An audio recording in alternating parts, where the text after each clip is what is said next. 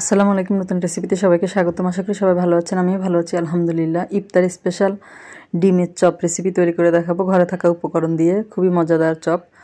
আমি এখানে 500 গ্রাম আলু ভালো মতো সিদ্ধ করে চামড়া ছিলে ভালো করে ম্যাশ করে নিয়েছি। তারপর এখানে আমি স্বাদমতো লবণ দিয়ে দিলাম, একটা পেঁয়াজ কুচি করে দিলাম, তারপরে 2 চা চামচের মতো পেঁয়াজ বেরেস্তা, 1 চা চামচ চিলি ফ্লেক্স, হাফ চা চামচ গরম মশলা গুঁড়া, হাফ চা চামচ গোলমরিচের গুঁড়া।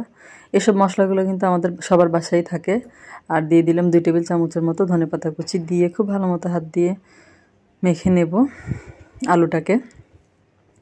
আর এই গরম মশলার গুঁড়াটা দেওয়ার কারণে কিন্তু এটা খেতে অসম্ভব ভালো লাগে। আমি যে মশলাগুলো দিয়েছি আপনারা এভাবে বাসায় তৈরি করে দেখবেন। সিরিয়াসলি খুবই মজা হয় এই ডিমের চপটা খেতে।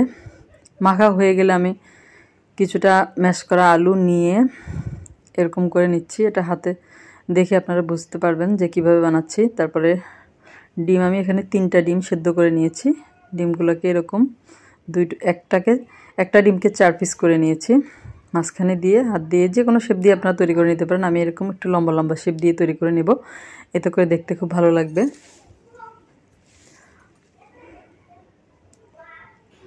এই যে হয়ে গেছে। এইভাবে আমি সবগুলো তৈরি করে নিয়েছি। আর এখানে একটা ডিম ভেঙে ভালো মতো ফেটিয়ে নিয়েছি একটা কাঁটা চামচ দিয়ে। আর নিয়ে নিলাম ব্রেড ক্রাম্বস।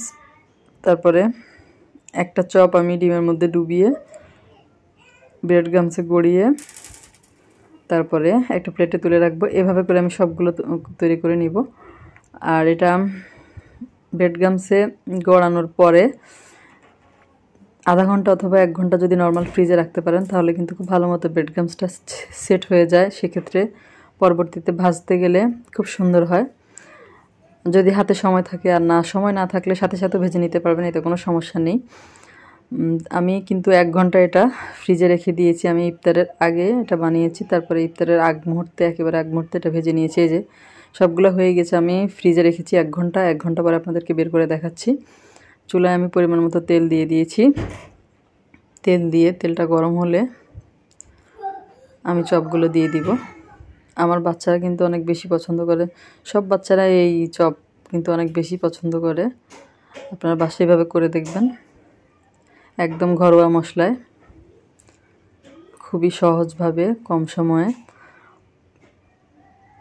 রেসিপিটা ভালো লাগলে লাইক, কমেন্ট, শেয়ার, সাবস্ক্রাইব করে আমার পাশে থাকবেন। আর যারা ফেসবুক থেকে দেখছেন পেজে ফলো দিয়ে রাখবেন।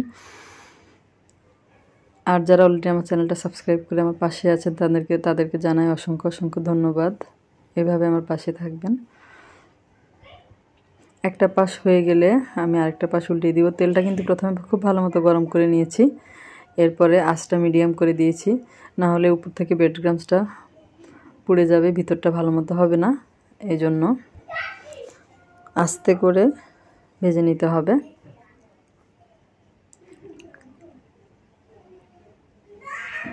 আর যারা আমার চ্যানেলে নতুন আজকে প্রথম ভিডিও দেখছেন, যদি ভিডিওটা আপনাদের ভালো লাগে তাহলে আমার চ্যানেলটা সাবস্ক্রাইব করে পাশে থাকা বেল আইকনটা প্রেস করে দিবেন। এতে করে পরবর্তীতে আমি যত ভিডিও দিব তার নোটিফিকেশন সবার আগে আপনাদের কাছে পৌঁছে যাবে।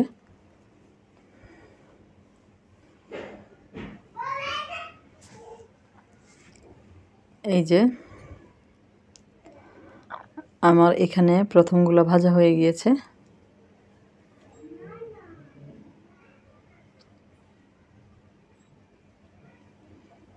অতিরিক্ত তেলটা যাতে ঝরে যায় এই জন্য আমি এরকম সাদা কাগজ দিয়ে দিয়েছি। আপনারা এখানে কিচেন টিস্যুটা ব্যবহার করতে পারেন।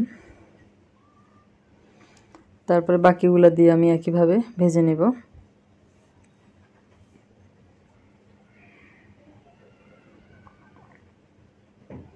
ঘরোয়া মশলা খুবই মজাদার হয় এই ডিমের চপ। সবগুলো আমার ভাজা হয়ে গিয়েছে। আপনাদেরকে আমি দেখিয়ে দিচ্ছি যে কেমন হয়েছে। একেবারে উপর থেকে ক্রিস্পি। একটা আপনাদেরকে আমি ভেঙে দেখাচ্ছি।